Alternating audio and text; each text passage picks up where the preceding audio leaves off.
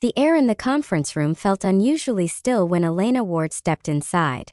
Conversation stopped mid-sentence, papers froze in hesitant hands, and a sense of expectation thickened the silence.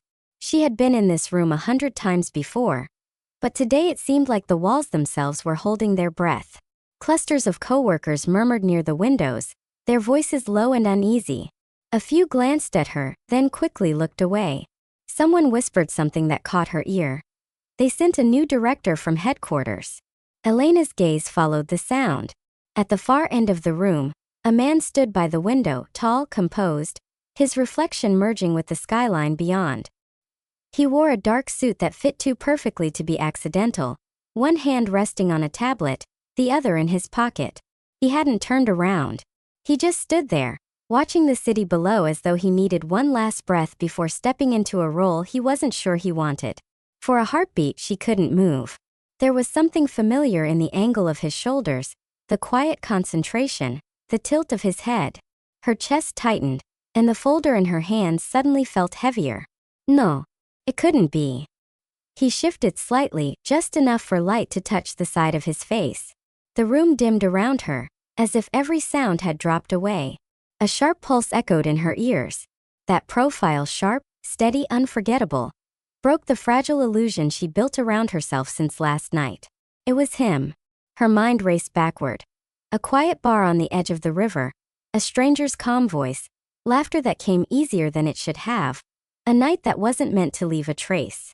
No names, no questions, just the comfort of forgetting. And now he was here. Elena? A colleague's voice cut through her daze, grounding her in fluorescent reality. She blinked, forcing her breathing to steady.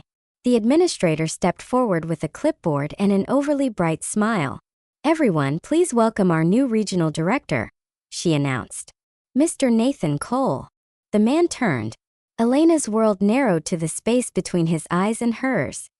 His expression was unreadable, professional, composed, but in that flicker of recognition, something unspoken passed between them, sharp as a spark and gone just as fast. He nodded to the team with calm authority, speaking in that same low tone she remembered, though now it carried a colder edge. "It's a pleasure to meet all of you," he said. "I look forward to achieving great things together." Polite applause followed. Elena didn't clap. She couldn't. She stood frozen behind the others, her face perfectly neutral, while inside, the ground seemed to shift beneath her feet. He didn't look her way again, but she knew he'd seen her. And that was enough to make her wonder if the past 12 hours had been a dream, or the beginning of something far more dangerous. The night before the meeting had felt nothing like a beginning. It had felt like escape. Elena hadn't planned to go out that evening. She'd stayed late at the office, her screen glowing long past the hum of the cleaning crew, her head too full of numbers and decisions. When she finally stepped outside, the city air was damp, restless. Neon signs shimmered on wet asphalt, and a quiet bar across the street offered the soft promise of anonymity. Inside, it smelled of roasted coffee and amber liquor. The light was dim enough to make everyone look a little distant, like half-forgotten dreams. She ordered a glass of wine and sat near the far end of the counter, where no one would try to talk to her. But someone did. "Rough day." The voice came from her left, low, even, touched with warmth. She turned, expecting small talk, maybe a smile that didn't reach the eyes. Instead, she found someone who didn't immediately look away. A man in a charcoal jacket, sleeves slightly rolled up, as if he didn't care much for show. His face was calm, serious, but there was a quiet curiosity in his gaze. "Something like that," she said. He nodded, neither pressing nor retreating. "You look like you've been trying to solve the whole world in one sitting." Elena laughed despite herself. "Close. Just my department." They began to talk, first about work, then about everything else that wasn't work. About cities they'd been to, coffee versus tea, why people pretend they're fine when they're not. His voice had the kind of steadiness that made it easy to let down her guard. She realized, somewhere between the second drink and his story about getting lost in Lisbon, that she was smiling without effort. When the bar grew quieter, they didn't notice. When the clock struck midnight, they didn't care. It wasn't flirtation in the ordinary sense. It was two people who, for one brief evening, decided to forget who they were supposed to be. Outside, the night had cooled. They walked side by side down the narrow street, their reflections slipping across shop windows. He stopped near the corner where the streetlight flickered, his expression uncertain for the first time. "No names," he said softly. "Just this." She hesitated but then nodded. "Just this." It should have ended there, with a half smile and separate taxis. But it didn't. There were fragments afterward.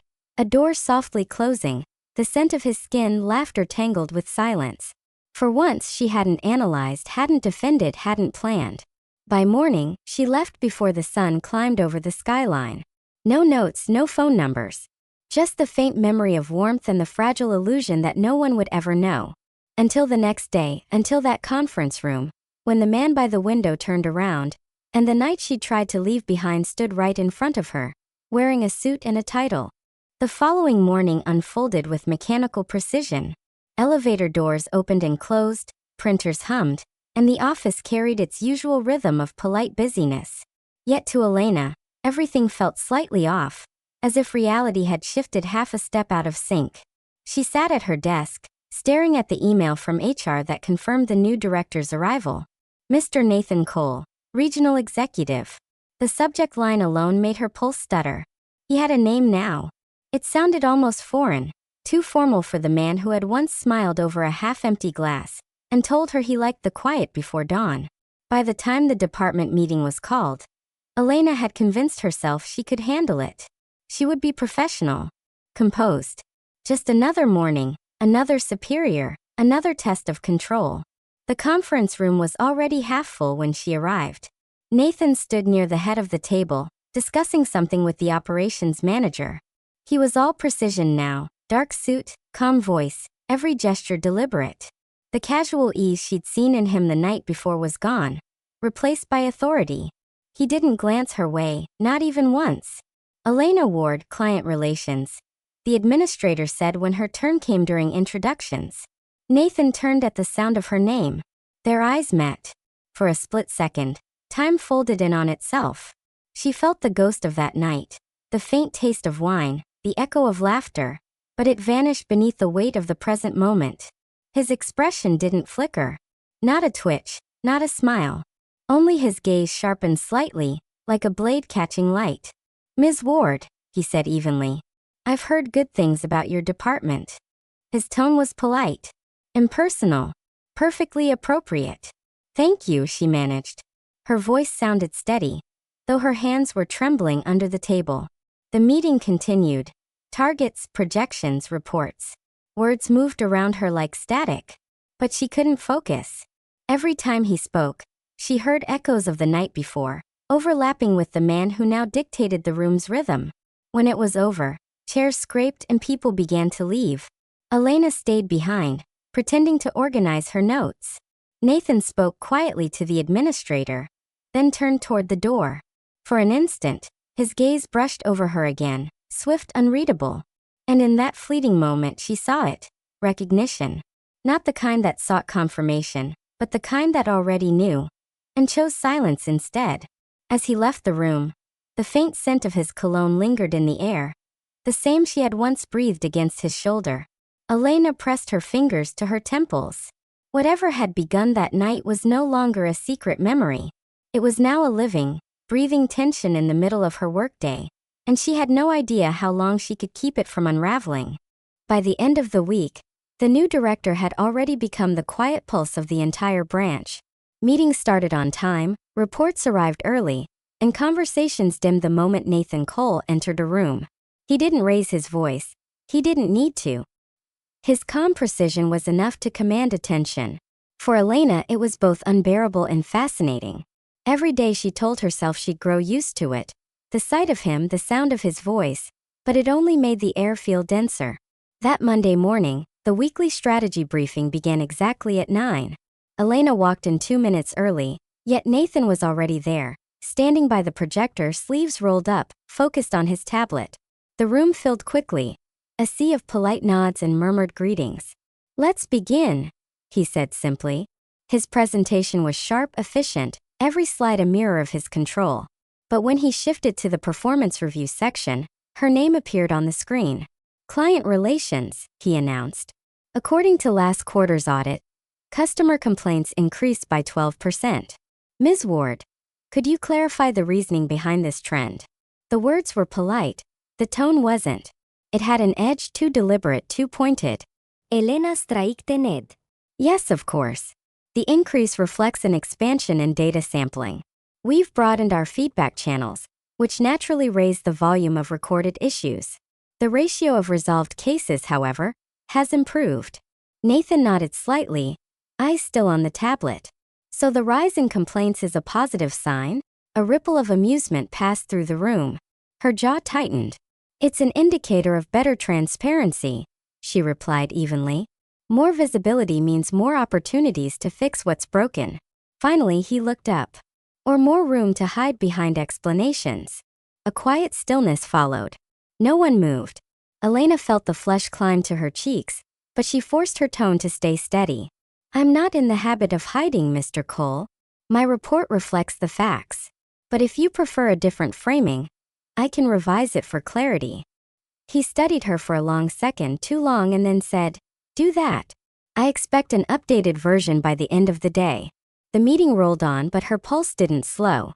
His voice faded into the background, replaced by a low roar in her chest, the mix of anger and something dangerously close to fascination. When it was finally over, people filed out quickly, eager to escape the tension. Elena gathered her things slowly, refusing to rush. She could feel his presence still at the front of the room, finishing notes on his tablet. Without looking up, he said quietly, You held your ground well today. Her breath caught. Was I supposed to do otherwise? He lifted his gaze, the faintest hint of something unreadable in his eyes. Most people prefer to agree. Most people, she said, sliding her folder into her bag, don't like being underestimated. Their eyes met one last time before she turned and left the room, her heartbeat too loud in her ears. Behind her, Nathan watched the door close, the trace of a smile ghosting across his face, one that no one else would ever see. The office break room was quiet that afternoon, one of those rare pauses when the machines hummed louder than the people. Elena stood by the counter, watching the coffee stream into her cup. The smell was rich and sharp, grounding her after a long day of reports and restraint. She just needed 5 minutes. 5 minutes without numbers, without glances, without him. The door opened. Footsteps.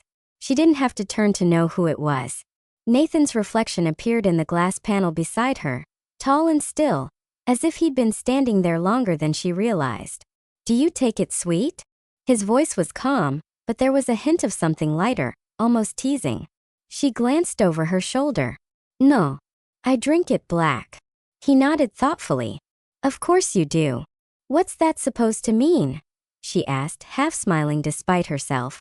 Just that your last report, he said, walking toward the counter, was anything but. Soft edges. Careful wording. It read like a latte, too much foam, not enough bite. Her hand froze on the cup. You're comparing my analytics to coffee now? He shrugged. Only when they go down too easily. Elena turned to face him fully, leaning back against the counter. And I suppose your style is espresso, strong enough to burn if someone forgets the warning label. For the first time since he'd arrived, he almost smiled. I prefer things that don't need sugar to be taken seriously. She tilted her head, eyes narrowing slightly. And I prefer honesty, so no one has to wonder what's really being served. The silence that followed wasn't awkward. It was alive, charged with a current that neither of them pretended to ignore. Nathan looked down at her cup. Still hot. Scalding, she said. He met her gaze. Then we're both right where we belong. Elena's lips twitched, fighting a smile she didn't want to show. She set the cup on the counter. Was there something you needed, Mr. Cole? Or do you always test your staff's caffeine preferences mid-afternoon? He hesitated, then straightened slightly. Just making sure the department head I challenged this morning hasn't lost her fire. Don't worry, she said quietly. Some fires don't go out that easily.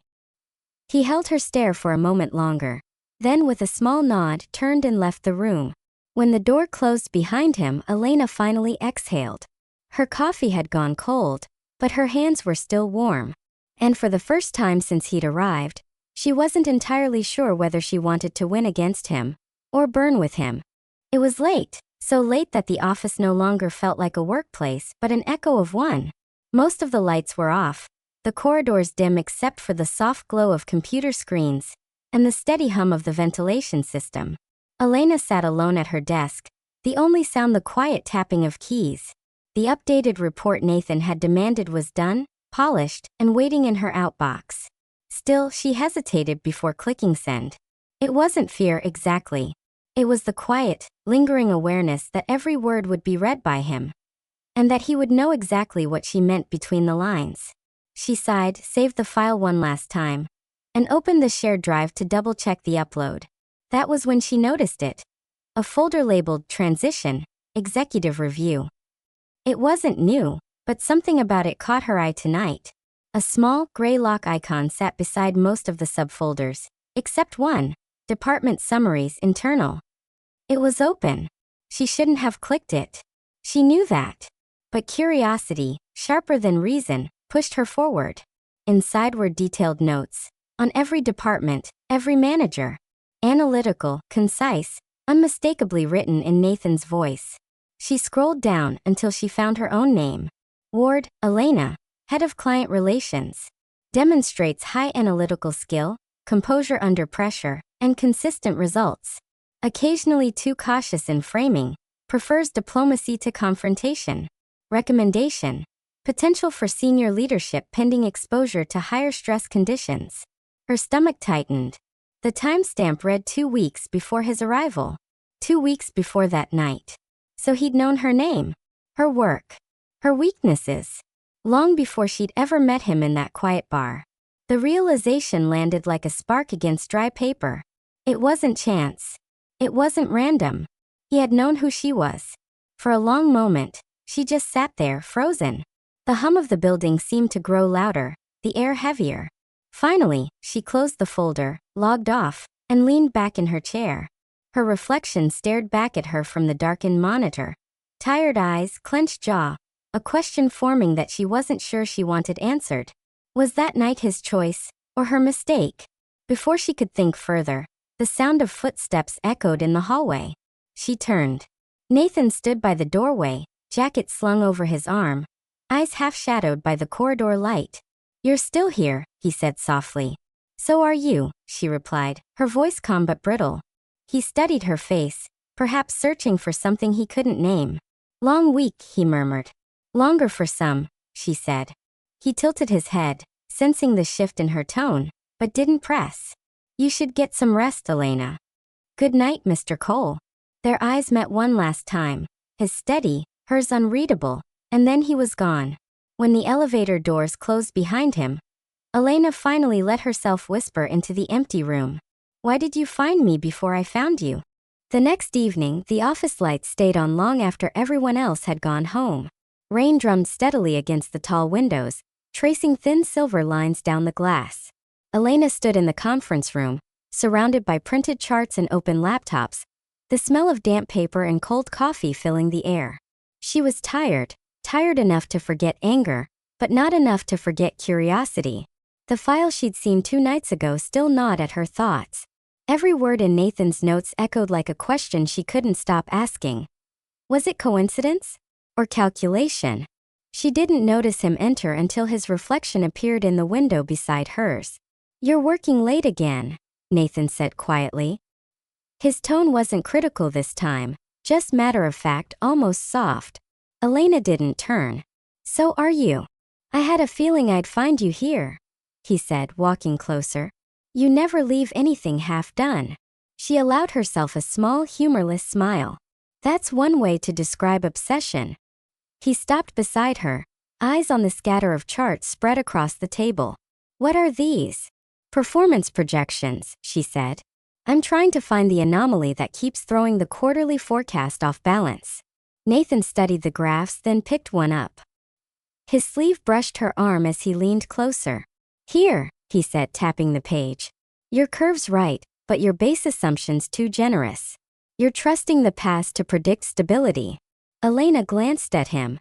"And you're assuming chaos is the only truth." He smiled faintly. "Maybe that's why the numbers never agree." For a moment, neither of them spoke. The rain softened, and the hum of the city below became the only sound between them. These lines, she said finally, tracing a finger along the chart, they look predictable, measured, but every shift changes the whole trajectory. One small angle, and the future lands somewhere else entirely. Nathan's voice lowered. You sound like you're talking about more than data. She didn't look up. Maybe I am. He set the paper down carefully, his hand brushing hers for a fraction of a second, too brief to be intentional, too real to ignore. Elena, he said quietly, her name heavy in his voice. If I've crossed a line. You haven't, she interrupted. Then softer. Not yet. The words hung there, fragile and electric. He stepped back first, straightening his posture. We should finish this report before midnight, he said, though his tone lacked conviction. She nodded, collecting her thoughts like scattered pages. Agreed. They worked side by side for the next hour, barely speaking. Their focus sharp but their proximity dangerous. Every now and then their hands reached for the same pen, the same folder. Each accidental touch left a trace. An unfinished sentence neither dared to write. When the clock finally struck 12, Elena saved the file and closed her laptop. Good work, Nathan said, his voice steady again. She gathered her papers, paused by the door and glanced back. Lines and angles, she said softly. They always meet somewhere. The question is whether they collide or connect. He watched her go, his reflection flickering in the glass where hers had been moments before. Outside, the rain started again, gentle, rhythmic, like the sound of something inevitable beginning to fall. The morning of the corporate review began with silence, the kind that comes before a storm. The boardroom gleamed with too much glass and too little warmth. Polished wood, stainless steel, and the faint scent of anxiety. Elena stood by the far wall, clutching her notes while the others arranged charts and cables, their movements sharp and rehearsed. At the head of the room, Nathan was calm as ever. He adjusted his tie, scanned the projector, and gave instructions with his usual measured confidence. No one else seemed to notice the tension in his shoulders, the small, restless motion of his thumb brushing against his palm. This was his first official presentation to headquarters. His reputation depended on it. So did the team's. When the board members filed in, the air tightened another notch. A dozen pairs of polished shoes, a dozen sharp gazes. Elena greeted them with the same poise she'd practiced for years, but inside her heartbeat felt too close to her throat. Nathan began. His voice carried easily across the room. Steady, precise, the kind of tone that made numbers sound like promises. The slides shifted one by one, clean transitions, flawless logic. He moved through growth percentages and revenue forecasts like a conductor guiding an orchestra. And then mid-sentence the screen flickered. Once. Twice. Then went black. A murmur rippled through the table. Nathan's jaw tightened. One moment, please. He tapped the keyboard, checked the cables, reset the connection. Nothing. The system refused to cooperate. Mr. Cole, one of the board members said, his tone clipped. Perhaps we should continue without visuals. Nathan hesitated. His hands were steady, but Elena saw the faint tremor in his breathing. He nodded. Of course. He tried to continue, but the rhythm was gone. Numbers stumbled. The seamless story fractured. Every sentence felt heavier, slower. The confidence he wore so easily began to crack at the edges. Elena could feel the entire room leaning away from him, impatient, judgmental, cold. She didn't think. She just moved. Quietly, she stepped forward, plugging her laptop into the secondary port. The backup presentation, she said, her voice even. It synced to the server. For a moment, their eyes met, his full of surprise, hers calm and unyielding. The screen came to life again. Please continue, she said, then stepped aside.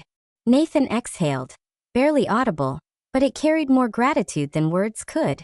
He regained his rhythm quickly, picking up the thread where it had fallen. The numbers flowed again. The story rebuilt itself. By the time he finished, the boardroom was silent for a different reason. The presentation, despite the glitch, had landed. Polite applause followed. Questions came, sharp but manageable. The storm had passed. When the meeting ended, people began to file out, already discussing lunch appointments and follow-ups. Elena lingered by the window, pretending to check her notes. Nathan approached quietly. His tie was slightly undone, his expression unreadable.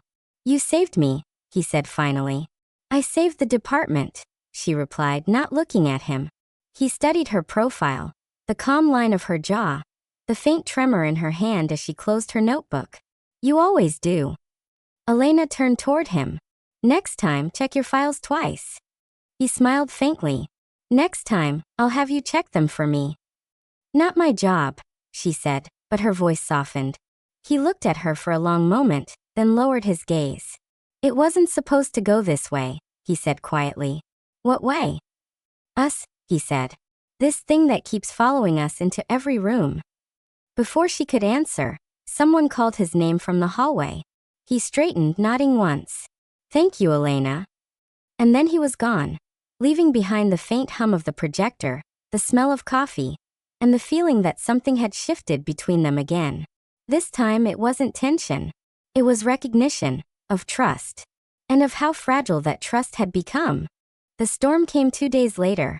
Not the kind that rattled windows, but the kind that stripped away silence.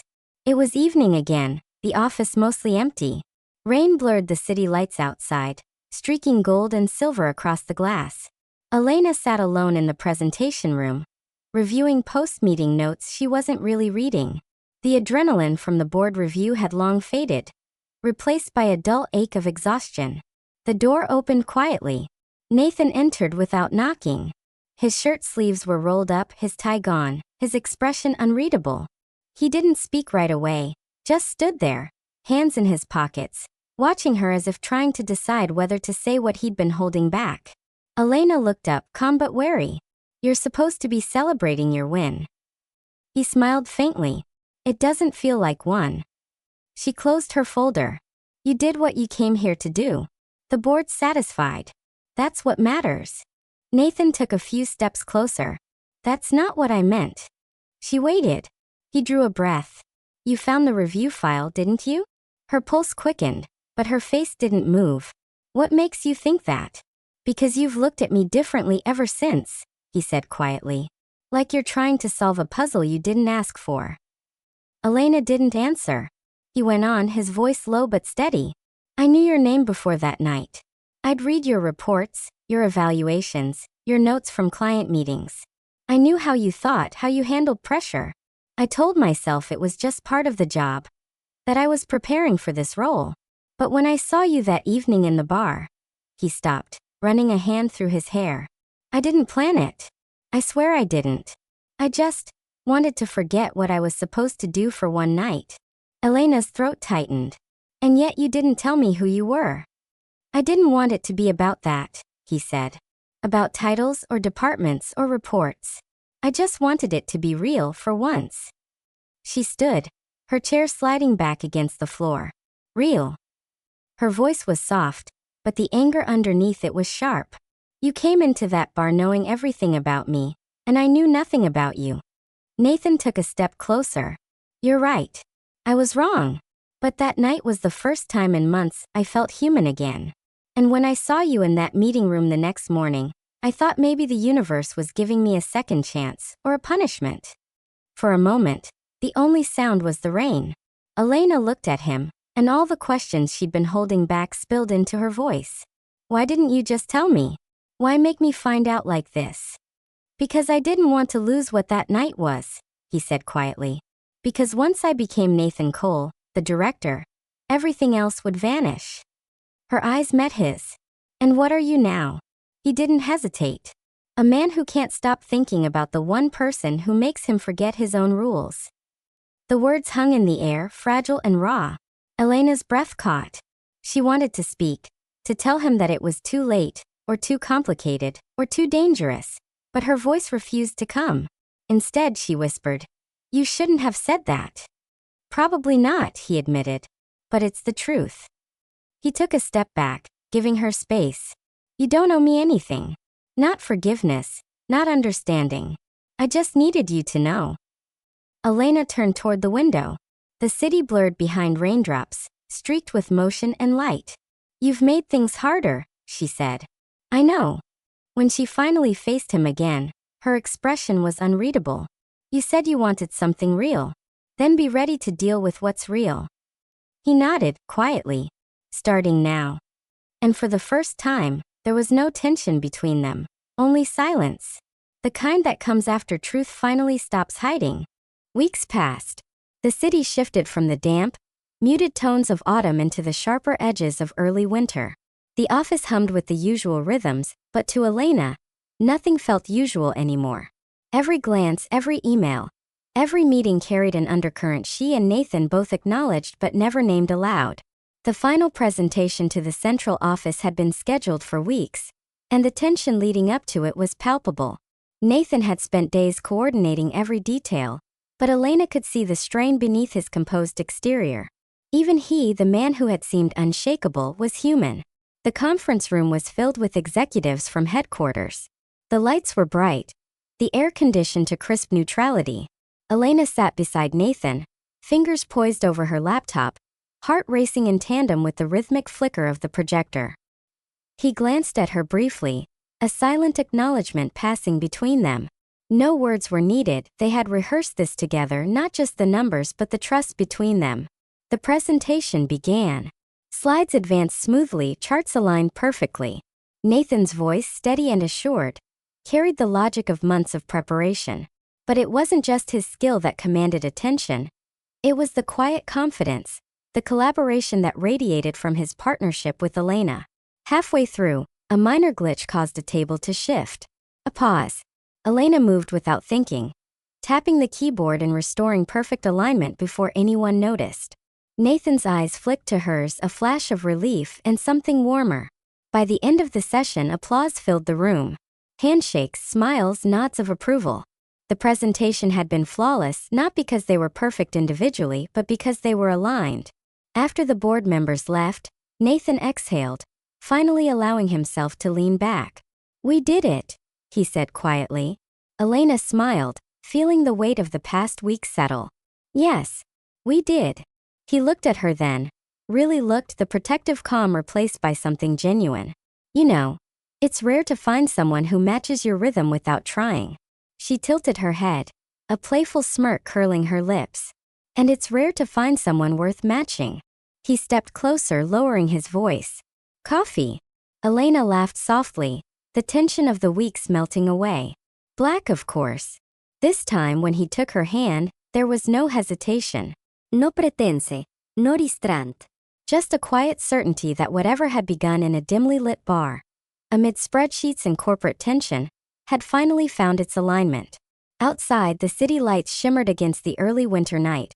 But inside, in that quiet moment, the world had narrowed to one shared glance, one steady heartbeat, and the promise of something real. For Elena and Nathan, the lines, angles, and charts that had once defined distance now marked the start of connection. And for the first time, everything that had seemed complicated felt perfectly in place. Let me know how you liked my story. And be sure to subscribe to our channel. A new story will be posted here tomorrow.